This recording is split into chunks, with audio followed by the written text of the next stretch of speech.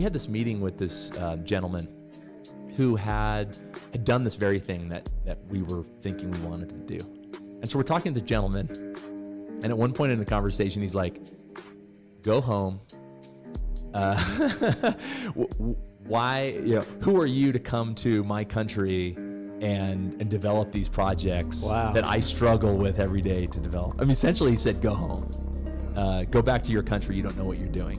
Now we're entrepreneurs, and like in the face of that, we still proceeded, and we were successful ultimately at this. We didn't know how to develop housing projects in Panama, and as a result, it took us twice as long to do our projects there than we had anticipated, than we thought. And a lot of that is because we were new. At the same time, because we were outside the box, we didn't think like that gentleman at the table. We brought things to the market that actually changed the market. There were certain things that we did in our projects that prior to us never happened.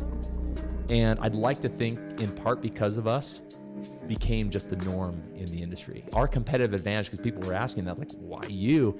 We bring a perspective that's different. And we think that different perspective will add value to the market and therefore give us a competitive advantage.